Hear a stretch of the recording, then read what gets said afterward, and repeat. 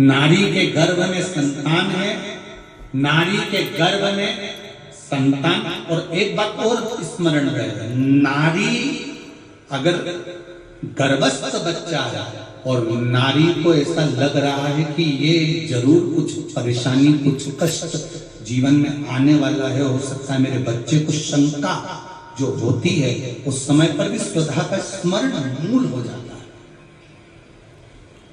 सुधा का स्मरण कई लोगों ने भ्रम पैदा कर रखा है, कई लोगों ने भ्रम पैदा कर रखा है। कई महाराज लोग कह देते हैं कि जब गर्भ से नारी रहे तब शंकर भगवान को ना छुए, शिवलिंग का स्पर्श ना करे, शंकर जी को छुए नहीं।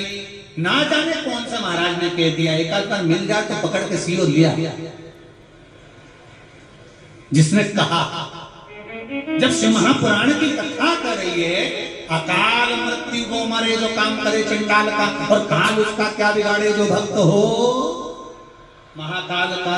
जो शंकर का उपासक होता है, शंकर का स्पर्श करता है, शिवलिंग का मात्र स्मरण, केवल स्मरण, केवल स्पर्श करता है, तो कहा उसके कौटि कौटि पाप छिन्न हो जाता है। तो गर्भस्थ नारी, अरे भाई लिंगायत संप्रदाय का वर्णन हिंगोली से करा था, परली से करा था कि लिंगायत संप्रदाय में शिवलिंग को मानते हैं।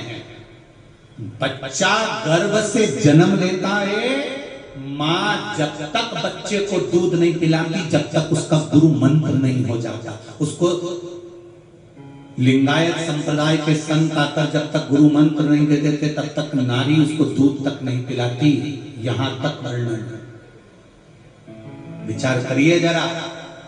तो फिर कौन ने कह दिया कि शंकर भगवान के शिवलिंग को छूना नहीं चाहिए, गर्भवती नारी को स्पर्श नहीं करना चाहिए? और कौन से पुराण में लिखा है, कौन से शास्त्र में लिखा है?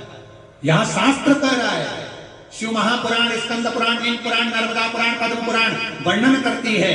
आप दिल से, हृदय से, चित्त से शंकर भगवान की आराधना कर सकते हो। हाँ, नारी अगर गर्भस्थ बालक है और उसको चिंता है, बहुत टेंशन है, और उसके साथ शिव की आराधना कर रही है, तो बाबा के ऊपर एक बेलपत्र भी अगर वो चढ़ा रही है चावल के दाने के साथ, तो ये निश्चित है कि स्वधा उसके गर्भ की रक्षा करती है और बच्चा समाप्त नहीं हो सकता, ये निश्चित है।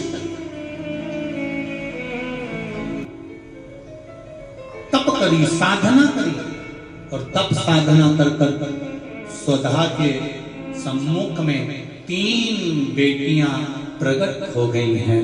वो 3 बेटी है महाराज, 3 बेटी प्रकट।